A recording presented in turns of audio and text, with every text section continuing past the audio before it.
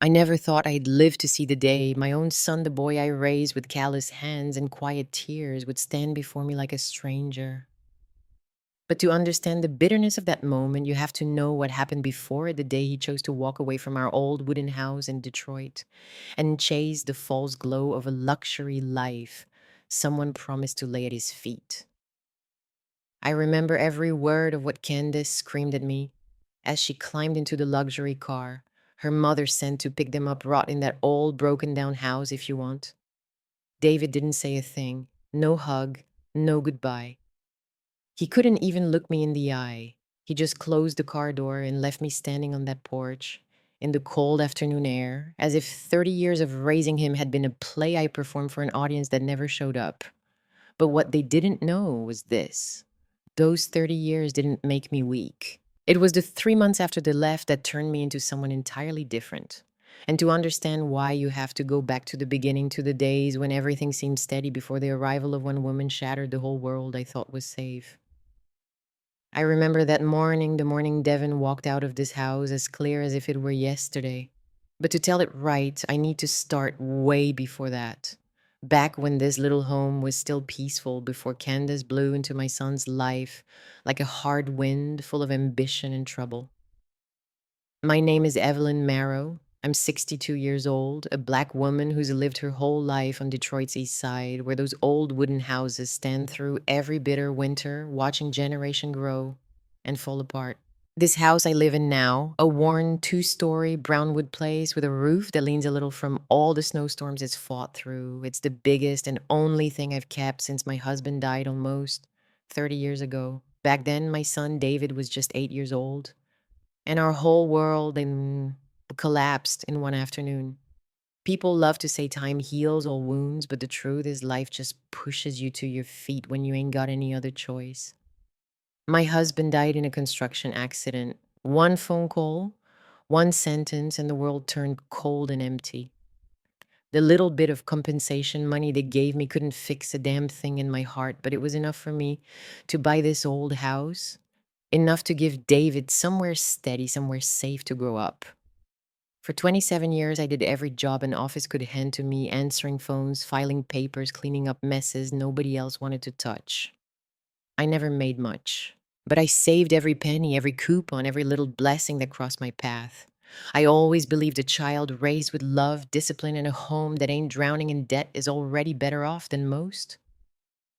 David grew up the best part of my life. Smart, kind, never gave me a reason to lose sleep.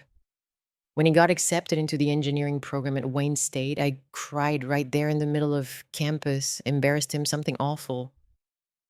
But I couldn't help it. I'm just a working woman with calloused hands and stubborn hope. And I thought, if the world won't give me a break, maybe it'll give one to my boy. And for a long time, it looked like I was right. Until Candace came along. I met her at a little celebration David threw after a promotion. Candace, with that bone straight hair, the tight corporate dress, those shiny heels, clicking across my floor, walked into my home like she was stepping into someplace beneath her. My home filled with memories, family photos, the flowers I arrange every Sunday, felt suddenly small under the way she looked around. Candace was the kind of woman you could tell from the way she breathed grew up somewhere people measured your worth by brand names, fancy dinners, and how easily you could spend money without blinking. And she didn't bother hiding it. Even her handshake barely a touch, like she was scared she might catch working class from me. I smiled anyway, tried to be polite, but something in my spirit whispered a warning. When David introduced me as future mother-in-law, the stiff smile on Candace's face made my heart sink. I ain't the type to judge folks for being different from me. But the way she looked at my house, at me, that wasn't a woman joining the family. That was a woman deciding whether we were worth lowering her standards for. Weapon. After their small wedding, small because I couldn't pay for anything fancy and Candace's mother Victoria found every excuse not to show up, David asked if they could live with me for a while. I was happy, truly. I fixed up the upstairs room, bought new sheets, put lavender by the window, because I thought Candace might like the smell. That was the last time I ever did something for her with a full open heart. The very first night, she complained that the house smelled old, that the bathroom was too small, the paint was chipped, the fridge didn't have food she could eat. David tried to laugh it off, saying she just needed time. But every day it got worse. She said my cooking was too greasy, said my living room was dark, said my lifestyle was too basic. She brought fancy takeout, but expected me to throw away the trash. She invited friends over and apologized to them, apologized for having to stay in a place like this.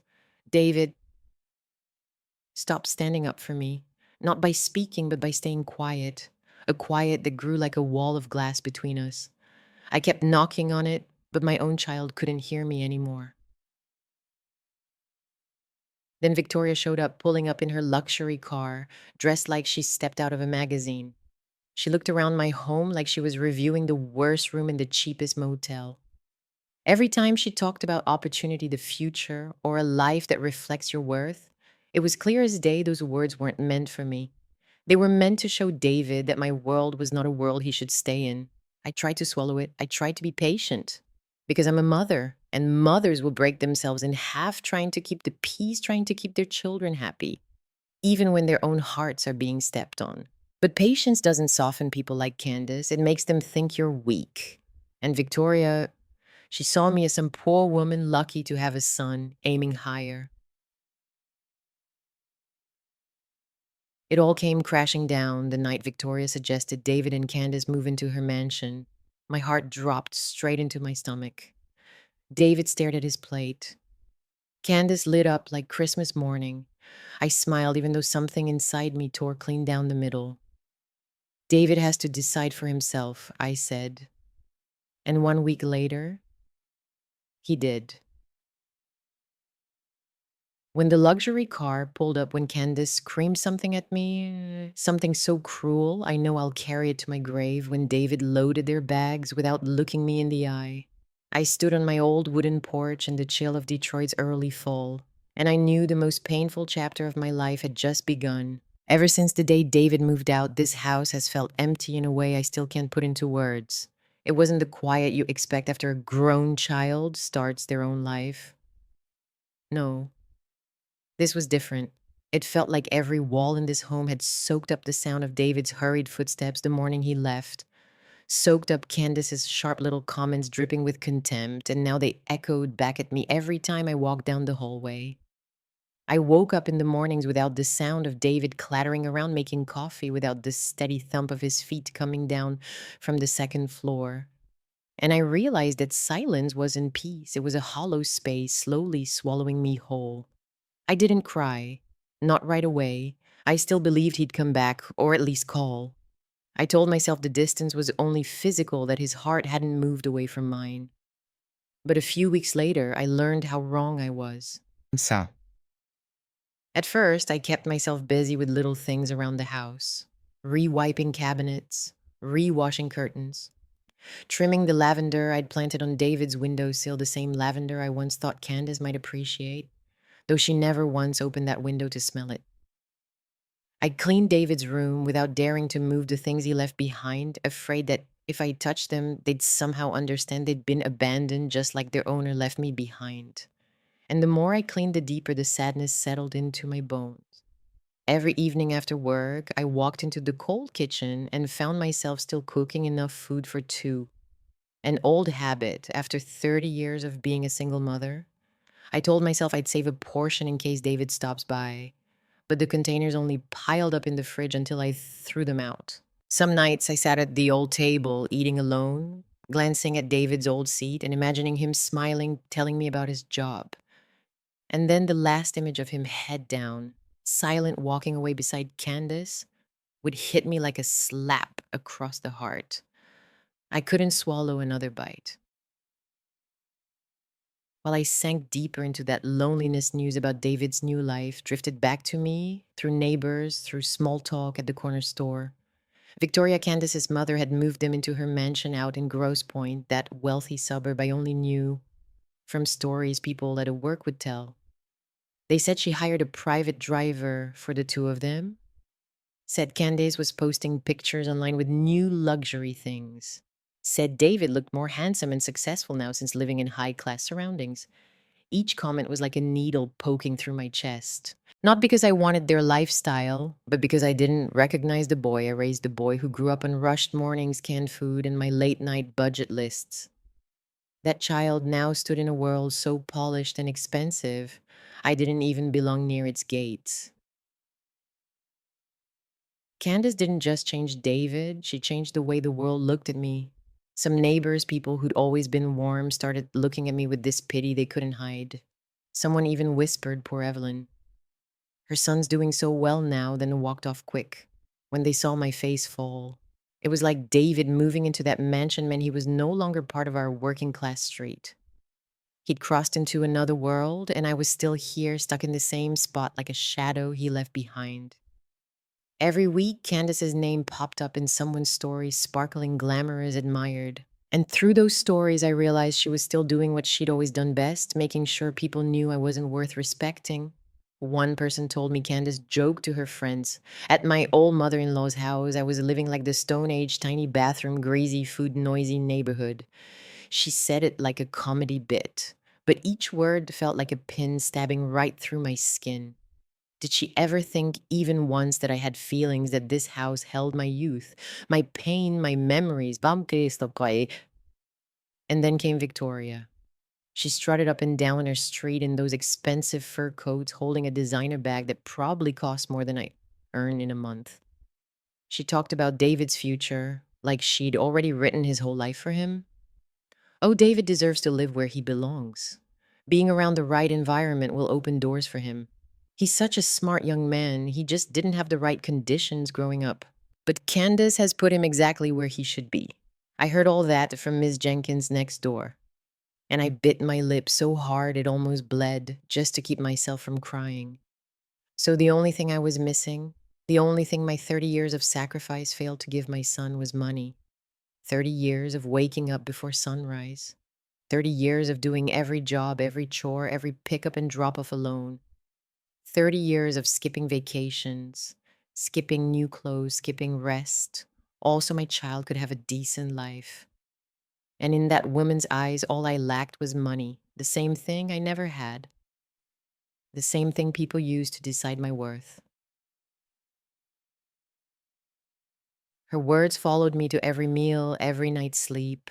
Some nights I lay awake staring at the ceiling, wondering, did I fail as a mother? If I'd been rich, if I'd been able to give David what Victoria could, would he have left me like that? Those questions clung to me like darkness, hollowing me out until I moved through my days like a machine working, coming home, existing.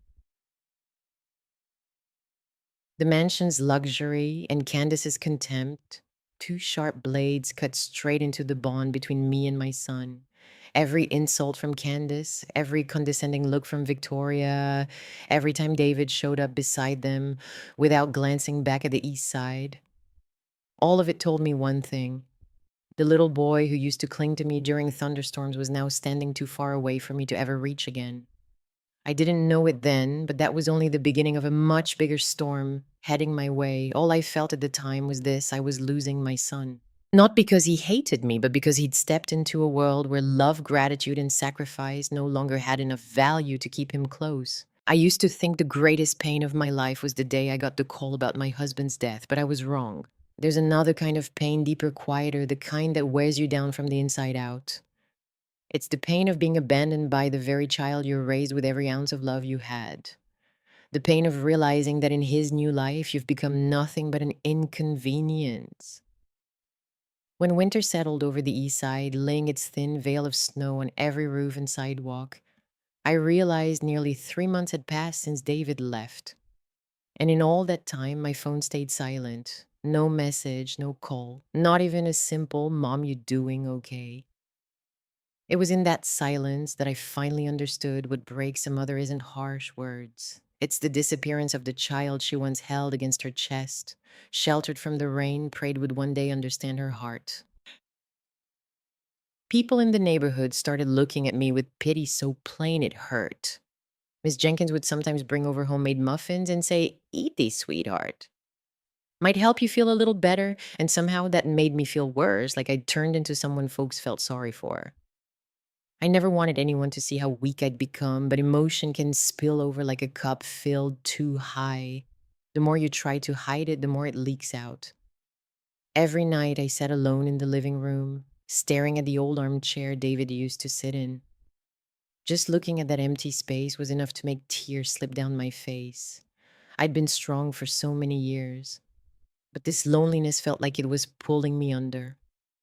Some nights I woke up from dreams where David was small again, wearing that little red coat he loved. When he was 6, running toward me, shouting, "Mom," I reached out and he vanished into thin air, leaving me gasping in the dark, heart aching like it had just been cracked open.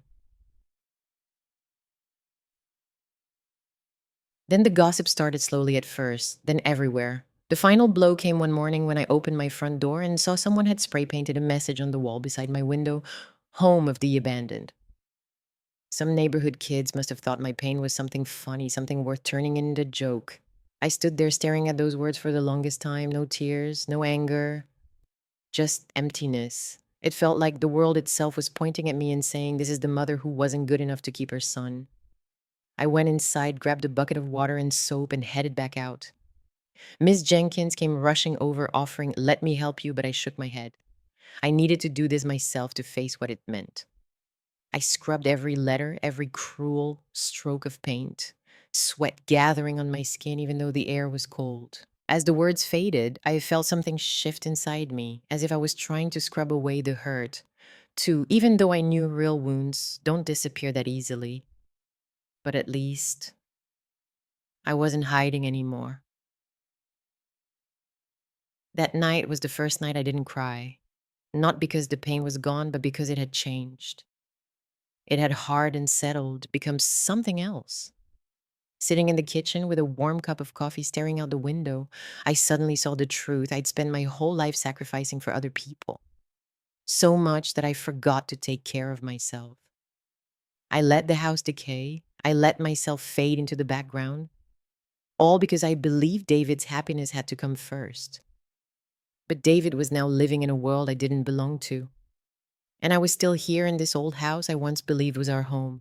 I am The next day, I dug out an old notebook and started writing a list, not for David, not to prove anything to Candace or Victoria, but for myself. Paint the living room, change the curtains, fix the faucet, replant the backyard garden, replace the lights. Each line felt like I was taking back a piece of my life. A life I thought had slipped right out of my hands. I emptied what savings I had left, barely $3,000, the emergency fund I had held on to for years. Turns out the biggest emergency wasn't money. It was my dignity, my sense of self. I walked into the hardware store down the street, the one that mostly served working folks like me, and I picked out cans of paint. Warm cream for the living room, soft blue for the kitchen, a pale yellow for my bedroom. As I pushed those heavy paint cans toward the register, it felt like I was pushing the old version of myself out of the way, making room for someone new. The young clerk, a brown skinned kid around 20 named Marcus, saw me struggling and hurried over. "Ma'am, you sure you can handle all this by yourself?" he asked. I smiled, a real one, the first in a long time. "I don't know," I said, "but I'm gonna try." He gave me a soft, encouraging grin and helped load everything into the taxi. And the way he looked at me like I was capable, like I wasn't broken, brought a warmth I hadn't felt in months. I started painting that very afternoon. The first time I dripped paint everywhere on my hands, my hair, the floor. But I kept going. Each brush stroke felt like a breath pulling me back to life. The strong smell of paint burned my eyes, but it was also bringing light back into rooms that had been dim for years. Day by day, I fixed whatever needed fixing: new curtains, scrubbed shelves, replanted roses, polished the old floors. Nobody helped me. But for the first time in a long time, I didn't feel alone. I felt strong. Every task, every improvement made me realize something: I wasn't just fixing the house, I was fixing me. I'd let pain freeze me in place for too long. I'd let memories of David twist like a knife every time they surfaced. But with each wall, I brightened each corner, I brought back to life. I felt myself becoming someone new, steadier, braver, prouder. Somewhere out there, inside a mansion full of chandeliers and polished floors, David might be living a life he believes is better. But here, in this little house with the scent of fresh paint still clinging to the air and my tired hands resting in my lap, I found something I thought I had lost long ago, the feeling of finally belonging to my own life again. I was halfway through painting the last wall in the living room when the phone rang, as in a familiar sound yet so strange after these past months that my heart stopped cold. For 3.5 months, I'd stared at that silent screen more times than I care to admit, wondering if David even remembered I existed. So many nights I slept with the phone on my chest, hoping a buzz, a ding, anything from my son might lull me into sleep. But every morning, all I found was the same disappointment waiting on my nightstand. And then, that day, when the phone rang, my hand shook so hard, I almost dropped it. On the screen, just two simple letters, David. That was all it took to make my throat tighten and my heart twist. I took a deep breath, tried to steady myself, and answered, Mom. His voice sounded weak, worn down, nothing like the excited young man who used to burst into my kitchen talking about his job. He sounded tired and hiding something. I stood frozen in the smell of wet paint, my heart pounding. You okay, baby?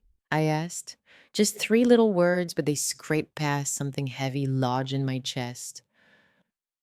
Mom, I need something important. I need you to help me with something.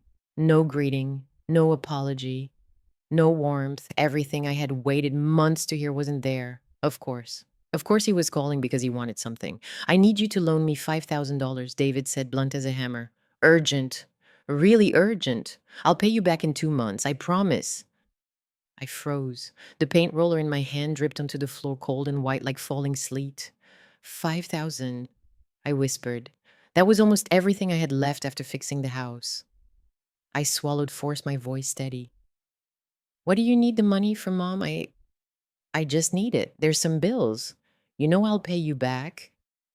David, I said slowly, you're living in your mother-in-law's mansion. A wealthy woman. A woman with a private driver. A woman calling you her bright future. Why do you suddenly need $5,000 that badly? Silence. Then sharply, Mom, don't make me explain. Just help me. And right then, something in me snapped. Not like glass breaking, more like a rope that had been pulled tight for too long, finally giving way. Every tear I'd cried, every night I'd sat alone, every moment of silence I'd endured, all of it gathered into one moment of clarity. No, I said. For the first time in my entire life, I told my son no. No trembling, no second guessing, no apology. Just one word, heavy and final as a door closing. What, Mom? What did you say? David sounded stunned, like he couldn't comprehend it. I said, No, I'm not giving you the money. Another long silence. Then David exploded. I knew it. I knew you'd do this. You always play the victim. You never help me when it matters.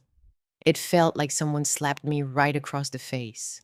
David, my boy, the one I fed, clothed, sacrificed, for the one I stayed up with. Through every fever, every storm, was talking to me like I was an obstacle. David, I said, my voice dropping so low I barely recognized it.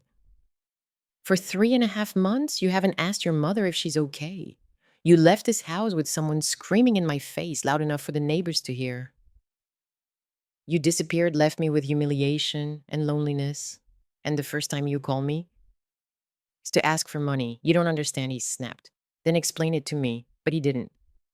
He wouldn't. He just breathed hard into the phone like I was the selfish one. Whatever he finally said, if you're not gonna help, then forget I ever called, and he hung up. I stood there for a long time, not crying, not screaming, just breathing in the sharp smell of paint, feeling nothing at all, maybe because my tears had run out long ago. Next day, I called someone I hadn't spoken to in years. Jasmine Hayes, my old friend from the accounting office, now a lawyer. She heard the tremble in my voice and immediately told me to meet her at the little cafe on the corner, the same place we used to gossip in our younger days. When I told her everything, Jasmine didn't interrupt. She just listened. And the longer she listened, the colder her eyes grew. But not toward me, toward the truth she was piecing together. Evelyn, she said finally, voice calm, but sharp as a blade.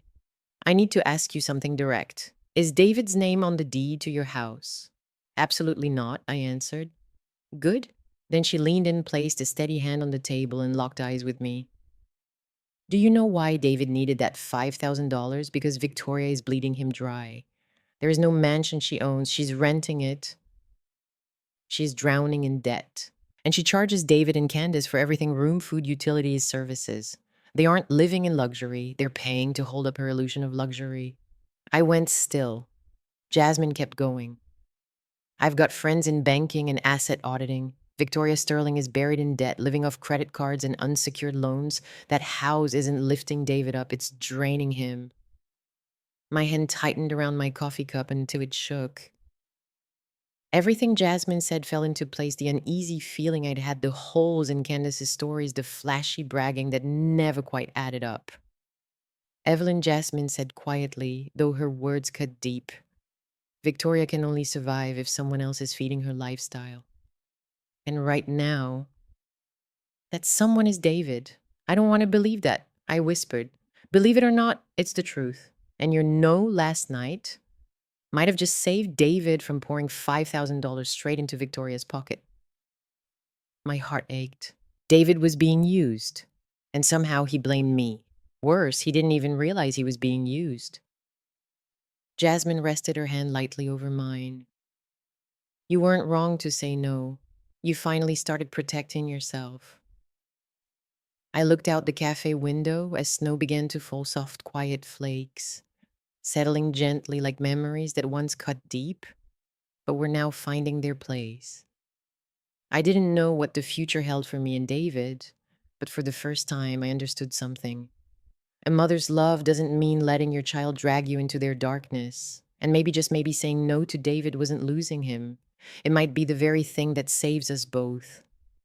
I never imagined my life would come to a day like this, a heavy rain-soaked afternoon when the Detroit sky turned thick and gray, looking like it was ready to spill every secret people tried to bury. I was sitting in the living room, staring at the fresh paint drying on the walls, letting myself feel a quiet I had paid for with 3 months of hurt and one bitter no to my own son.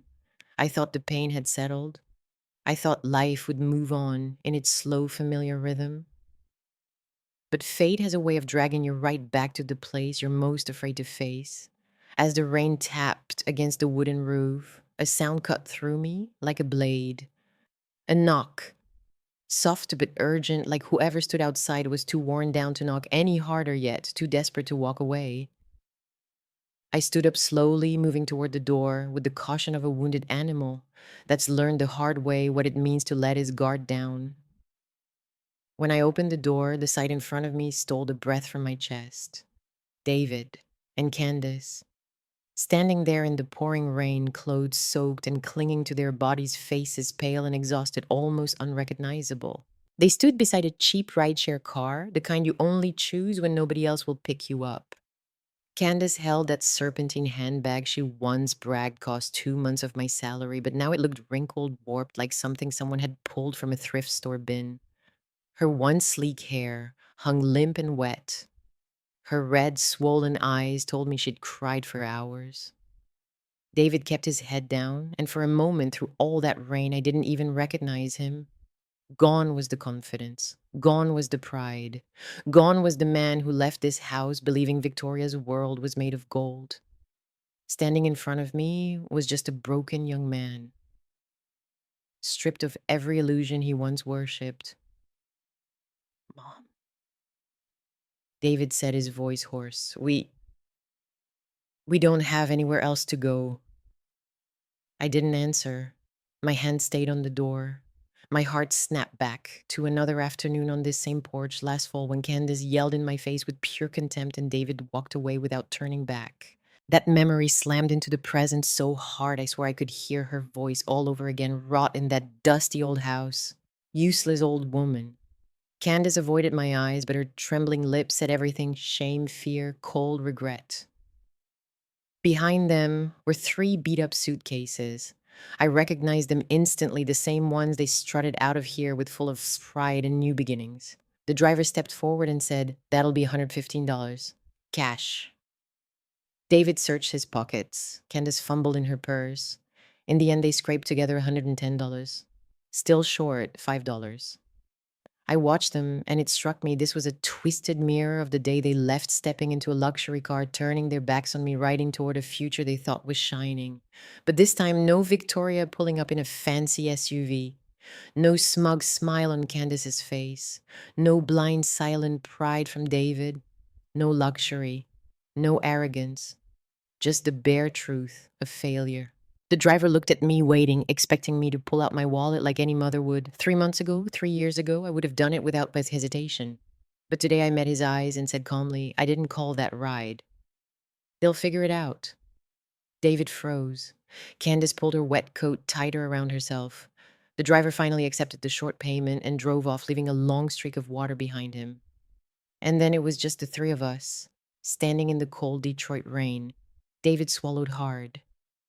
Mom, please, just for tonight, please. Victoria threw us out. We don't have money. We don't have anything left. We've been staying at a motel. But why I cut in? Where's Victoria, the woman who called you her bright future? The woman who said you belonged to a different class than me? Where is she now? David gripped the handle of his suitcase, eyes red and hollow. She? It was all fake. Everything. She's in debt, bankrupt, lost the house, and she blamed us for it. When we couldn't pay anymore, she kicked us out. Turns out Jasmine's warning was kinder than the truth. Then Candace burst into tears. Real tears. Not manipulative ones. Not entitled ones. Just raw, desperate human tears. Evelyn, I'm so sorry. I know I said horrible things to you. But please, please don't leave us out here. Her voice cracked on the words out here like she finally understood what it meant to be discarded. I looked at them, really looked. At their suitcases, at their ruined clothes, at their trembling hands, at the way they leaned on each other just to stay upright. Two people who thought the world would always bow to them. Two people who believed wealth made them untouchable. And for the first time, I felt something sharp and clear cut through me. I'm not the powerless one anymore. I'm the one who decides. 3 months of rebuilding myself, 3 months of painting, fixing, grieving, healing had led me to this moment. A moment where I could choose to open the door or keep it closed to protect my life from the chaos they brought. Mom, David whispered, voice breaking, I'm sorry for everything, but please. Let us in. My hand tightened around the doorknob. The cold wind slipped through the crack. Rain splashed onto the wooden floor. My heartbeat thudded, slow and steady. I took a long, deep breath, and then... Before I tell you what I said, I want to ask you, the one hearing my story. If you were me standing at this door, looking at the child who abandoned you, returning in failure, would you open the door or leave them in the rain? Tell me in the comments. I truly want to know what you would choose. After that rainy afternoon, after I closed that door between myself and two grown children who once believed the world revolved around them, the whole neighborhood seemed to fall into a strange kind of quiet. Everybody knew what happened. But unlike 3 months earlier when they looked at me with pity, their eyes now held something different, respect.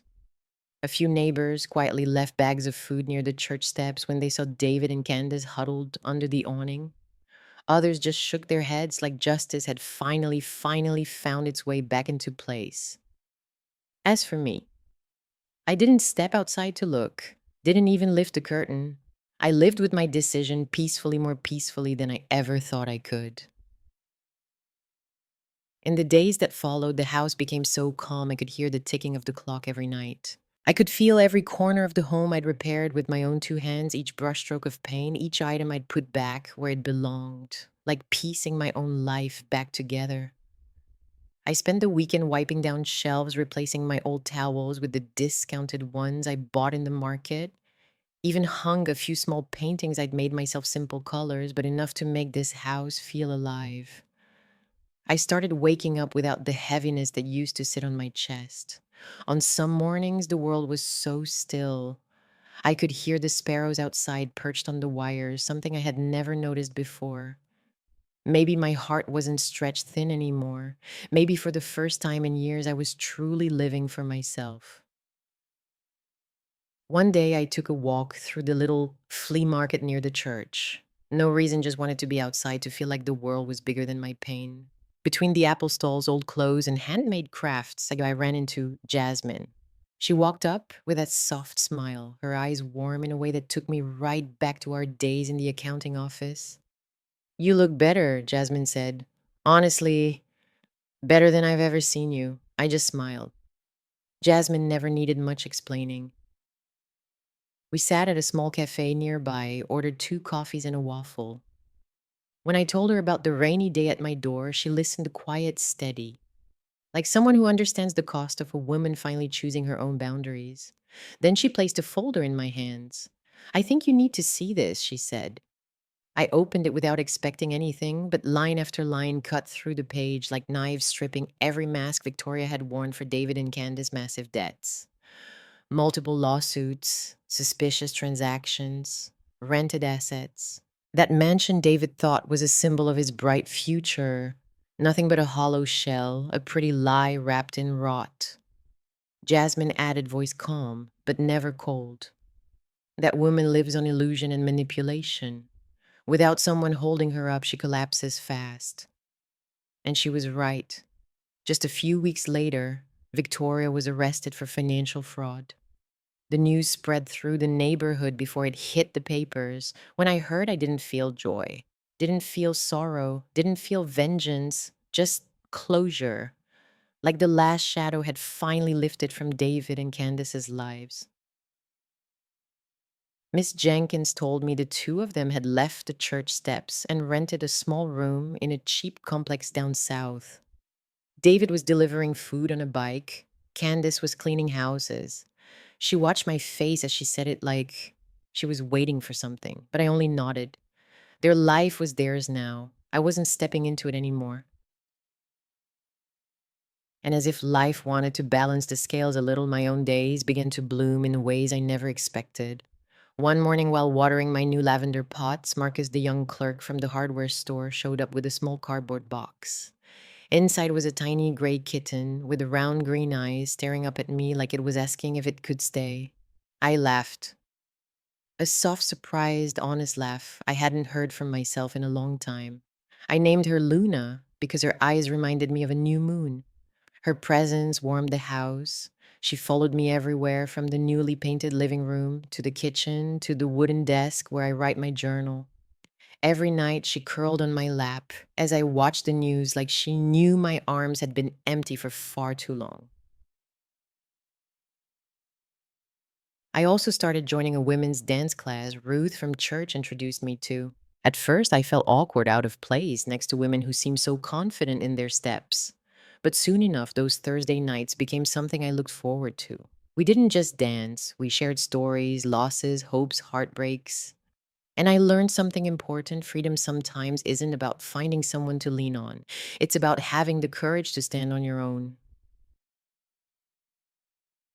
One afternoon, while I was trimming the small bushes on my porch, Ruth walked over with a bright smile.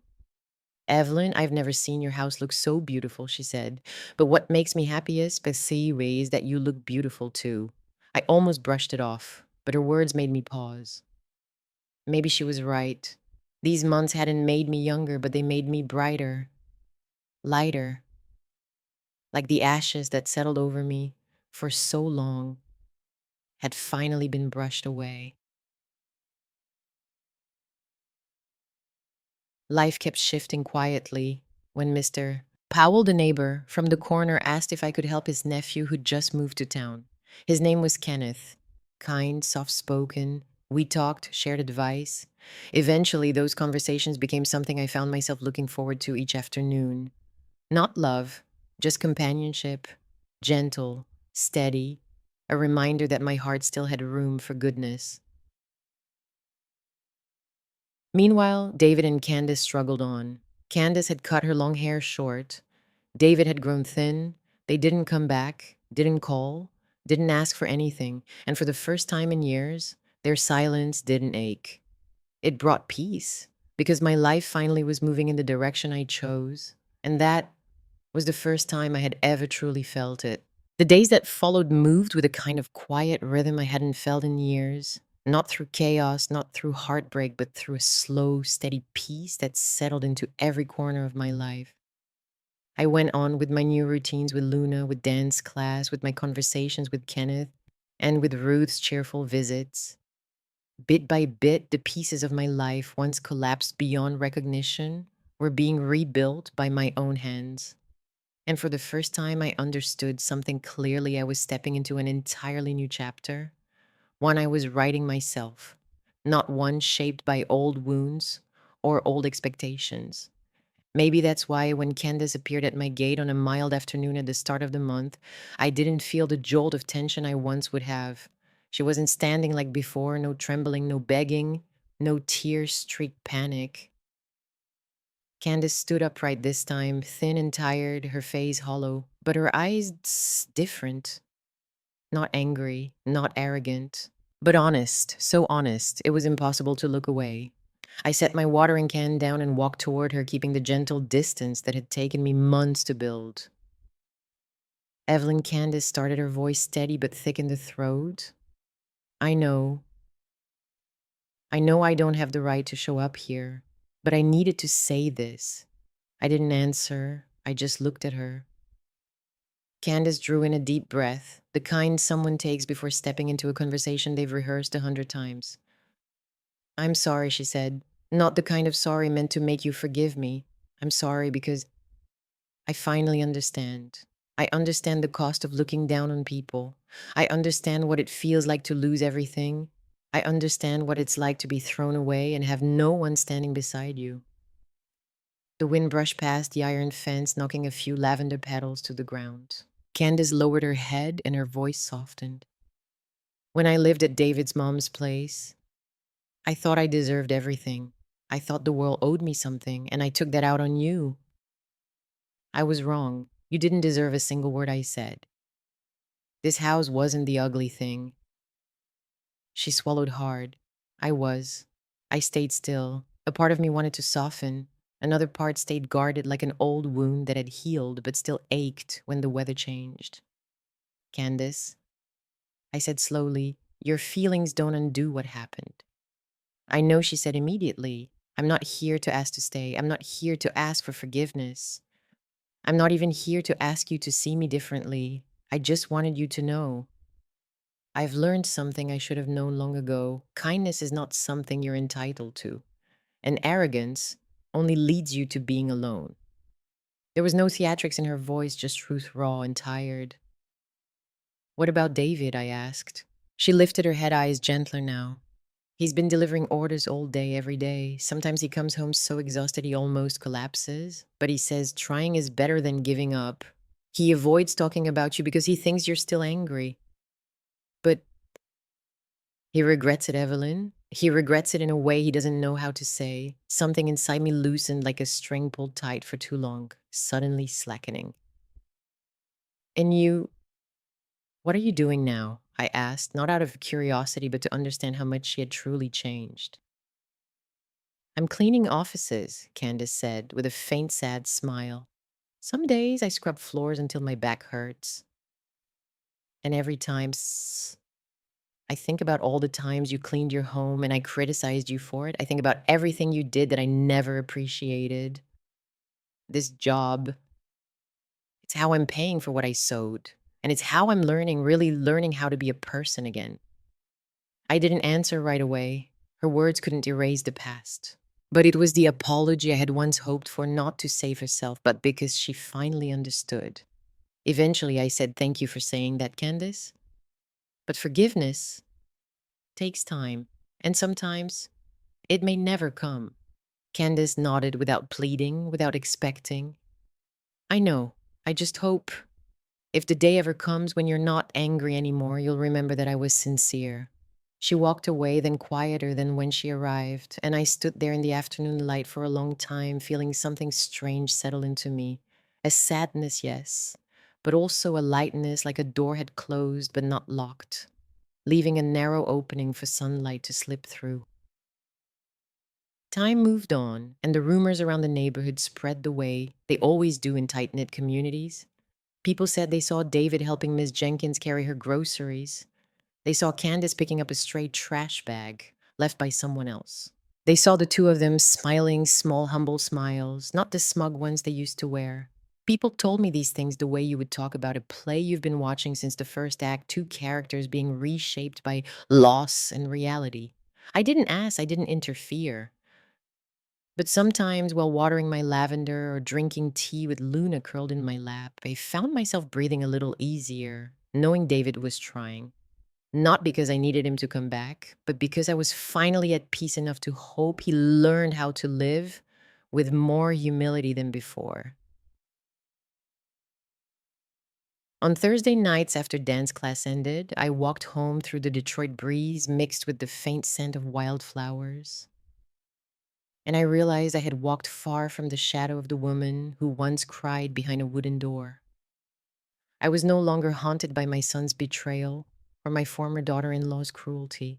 Those things had become chapters in a story that made me stronger, not chains holding me down.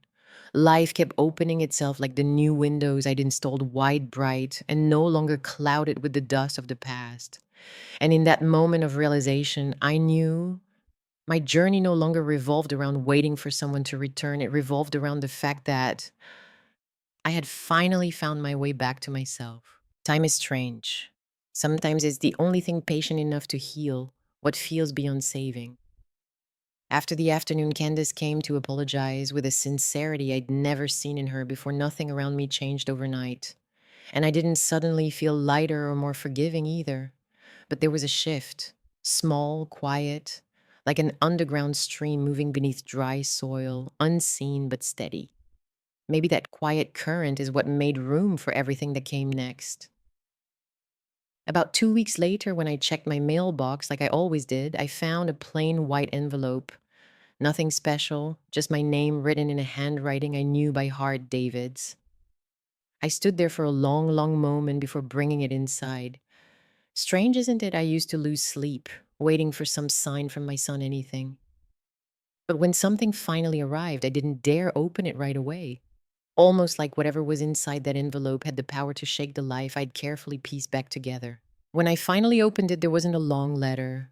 No pleading, no explanations. Just a small stack of bills and a tiny slip of paper with 4 words: sending this back, Mom. Nothing more. No promises, no excuses, no demands. I sat down in my armchair, the small note warming in my hand. It didn't carry sadness and it didn't spark hope. It was the simplest thing David had ever given me, and somehow the most honest. I folded it gently and placed it in my drawer, not because I needed the money, but because it was the first real proof that David had begun in a new journey. A journey of facing his mistakes instead of running from them. The next month, another envelope appeared. More bills, another brief note sending a bit more. And so it continued month after month. David never knocked on my door, never waited for a reply, never asked for anything back. He just sent the envelopes quietly, like he was rebuilding something he once shattered brick by brick without expecting applause. Inside every envelope, I could feel a humility he'd never shown before, and a remorse deeper than any spoken apology. Candace didn't return after that one afternoon, but the neighborhood had its way of talking. People said she worked hard now, no complaints, no bragging, no pretending to be the victim. Some even said she greeted them politely when she passed, and that stopped me in my tracks. The same woman who once looked down on everyone on this block, now bowing her head to life in a way she used to mock. Meanwhile, while David and Candace were taking their slow, painful steps toward repairing their lives, mine was blooming in ways I never expected. Kenneth had become a familiar part of my days. We didn't rush anything, didn't name anything. But every now and then, when he brought over a freshly baked loaf of bread or stopped by just to check if Luna and I were doing all right, I felt something I'd never felt before. A quiet kind of peace one I'd never known in any relationship of my past. Kenneth didn't pry into my history. But one evening, while we sat on the bench in my yard and the evening wind brushed the fence, he said something soft, Evelyn. Sometimes people have to lose the thing they thought was the most solid. before they finally see themselves clearly. I didn't answer, but his words stayed with me because they were true, because they reminded me that my new life wasn't just a recovery. It was a late blooming kind of growth, beautiful in its own time. I didn't push David out of my heart, but I didn't let him rush back in either. The distance wasn't punishment, it was protection. Protection for the pieces of myself I'd fought so hard to reclaim. Many nights I had opened the drawer and see the envelopes David sent, and my heart would feel warm and heavy all at once. I knew my son was changing, but forgiveness is never a moment, it's a road. One afternoon, I ran into Mrs. Powell carrying a basket of groceries. She pulled me aside and whispered, "Yesterday, I saw David pushing a broken down car all the way down the street to help someone. He wouldn't take any money, just smiled and went back to work." She added, "He said he's trying to be a better man these days." I just nodded, but inside, something in my chest loosened softly. I said nothing, but when I got home, I stood in the doorway for a long time and measuring my own feelings with a maturity I didn't used to have. Time kept flowing, letting me live each day without being trapped in the past. I fixed the old kitchen table, bought new curtains for my bedroom, taught Luna to sit on the armchair beside me each night while we watched TV. I put lavender in a new glass vase, and every time I passed by, the scent reminded me of something simple but precious. I had discovered a new version of myself, one who didn't collapse for anyone, one who wasn't waiting to be saved, one who no longer measured her worth by someone else's choices. Then on a calm autumn evening, Kenneth knocked on my door with a basket of fruit and that gentle smile of his. We sat in the living room, warm yellow light glowing on the freshly painted walls, and I told him about the day I painted the room, how each stroke had helped me rise again. Kenneth didn't interrupt. He listened with a kind of respect that made me feel like my story wasn't tragedy, but testimony. When he left, I walked him to the gate, and I realized my chest didn't feel tight anymore. No heaviness, no shadows of old guilt, no pressure to be the long suffering mother. I stepped inside, and Luna ran to rub against my legs. That small, simple moment, whole and quiet, told me everything. My life was blooming again, softly, steadily, in its own rhythm. David and Candace kept sending envelopes each month, working, trying, rebuilding their mistakes in silence. And I kept living my life, a life rebuilt with every breath of freedom, every clear headed choice, every boundary placed exactly where it belonged. No one knows what waits for us next. But for the first time, I'm not afraid. I'm not gripping the past. I'm not clinging to expectations. I'm simply living one steady step at a time, stronger, softer, and freer than I've ever been. My life kept moving in the quiet kind of peace I once believed I'd never have again. Morning coffees with Luna curled at my feet, evening conversations with Kenneth, slow walks with Ruth. After dance class, all of it built a new rhythm for me. A soft one, a deep one, enough to let the emptiness that once clung to me fade like an old shadow. But just when I thought everything about David and Candace had finally settled behind me, life brought them back to my door. Not in a storm this time, but on a cold early winter afternoon with the late golden sunlight falling across the porch I had painted in the color I loved. I heard a car stop outside the gate, quiet, but enough for me to look up. When I stepped out onto the porch, I saw David and Candace standing side by side, not desperate, not frantic like the day they'd been kicked out of Victoria's house, just waiting, quietly, respectfully. David held a cardboard box against his chest. Candace stood one step behind him, hands clasped together, wearing an old but clean coat. Both of them looked older, somehow matured, softened, like life had carved humility into the way they moved.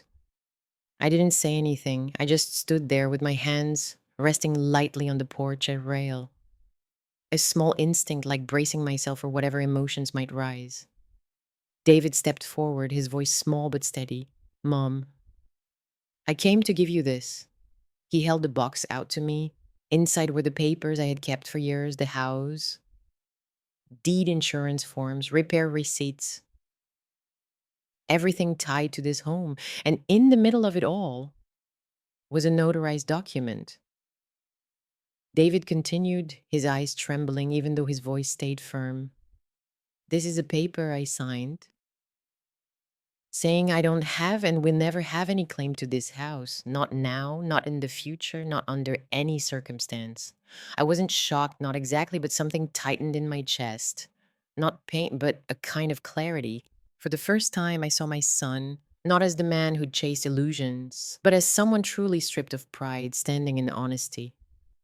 Why, I asked, not accusing, just wanting to hear the truth from his mouth. David swallowed, lifted his gaze, and met mine without flinching. Because I understand now. This house, it's your life. It's where you raised me. It's everything you held on to during the hardest years. I used to think money was what made something valuable. But now, I know the real value is the person who kept this place standing for 30 years. Candace stepped forward, her voice barely above a whisper. Miss Evelyn, we're not here hoping for anything. Not a place to stay, not forgiveness, not a second chance. We just want you to know we have no intention of ever taking anything from you again. I exhaled slowly, like that breath carried every doubt I had held since the day David climbed into Victoria's luxury car and disappeared from my life. I turned the paper over in my hands, staring at David's signature. The same handwriting I'd recognized since he was a boy, but now there was no entitlement in it, no arrogance, just understanding and responsibility. I folded the document and placed it back in the box. Thank you, I said, just that. But those two words carried everything I could say without unraveling the pieces of myself I had fought so hard to rebuild. David nodded, pressing his lips together like he was holding back a wave of emotion. Mom, I'm not asking you to forgive me, not today, maybe not this year, maybe not ever, but I am going to keep trying, not so you'll forgive me, but so I can become the son you deserved. I looked at him for a long time. The lines near his eyes, the tiredness on his face, life had taught him lessons I never managed to teach. Maybe that's the hardest truth for a mother. Your child grows only after falling into the same pain you always wish to protect them from. Candace opened her bag and held out an envelope. Ms. Evelyn, this is the money we saved these past months. It's not much, but we want to repay little by little what you gave us when we lived here. I looked up at her, not with suspicion, but with a kind of recognition. She wasn't the same woman who once stood on my porch dripping with contempt. She was someone who had learned the cost of pride. I don't need your money, I said. Candace nodded immediately. We know. This isn't because you need it. It's because we need to take responsibility for what we did. No excuses, no deflection, just truth. I took the envelope, didn't open it, just held it like another piece of a story still unfolding. After a long silence, I heard myself say something I didn't expect. This Sunday, if you two are free, you can come for dinner. David's head snapped up, eyes wide with disbelief. Candace covered her mouth, tears filling her eyes. I raised a hand before either of them could speak. This isn't forgiveness, I said softly. This is a small door, very small. You two will have to step through it carefully, and don't stomp on it. David nodded so hard I worried he'd hurt his neck. Candace let out a shaky breath, like she was finally laying down a burden she carried too long. They left soon after, no clinging, no pleading, no pretending. And as I watched them walk down the street, I didn't feel that crushing ache that once lived in my chest. Just a gentle quiet, like everything was finally falling into its rightful place to say, That Sunday, they came right on time. They brought a small bouquet and an old photo of David and me restored from a torn original. We had dinner, no arguments, no tears. Just soft moments filled with the awkwardness of people trying to learn how to exist together again. No one expected magic. No one tried to fix everything at once. We just allowed time to do what time does best. And sometimes patience is the most beautiful gift people can give each other. When they left, I stood at the door, watching them go, not calling after them, not rushing to embrace them, but not turning away either. I let them take those first steps out of the darkness they had created for themselves. And inside me, something became very clear. Forgiveness isn't erasing what happened, it's allowing everyone the chance to write the next chapter differently. I closed the door, Luna rushed over and rubbed against my leg. And I smiled, not the smile of someone who won, but the smile of a woman who finally reclaimed her peace after a long storm and still had enough heart to open small doors for those who proved they were worthy of stepping in again. I stepped out into the backyard where the night breeze carried the soft scent of lavender mixed with Detroit's cold winter air. The whole neighborhood had fallen into a gentle hush, and for the first time in a long time, my heart didn't tighten. Not from anger, not from hurt, not from waiting for anyone to come back. Just a calm, pure, steady, and honest, the kind I once believed I'd never touch again. I realized I had changed. Not because the wounds disappeared, but because I had moved beyond them. Because I had learned how to live without clinging to anyone, without trading pieces of my pride, without waiting for an apology to feel worthy. Forgiveness might come or it might not. Reconnection might happen or it might never. But what I now knew more clearly than ever was this. My life from here on is mine to choose. I looked toward the street where David and Candace's silhouettes had faded into the dim evening. No ache, no relief, just a quiet certainty as if everything that needed to be said had been spoken, and everything that needed silence had been honored with silence. And then I found myself wondering, in this story, what was the moment that made you think differently? The moment in the rain, the moment the door closed, or the moment it opened again? Even just a small crack, I truly want to know. If it were you, would you open that door again, even just enough to let in a sliver of light the way I did? Tell me what you think. Sometimes. The truest ending to a story lives not in the words themselves, but in what the listener feels long after the last line.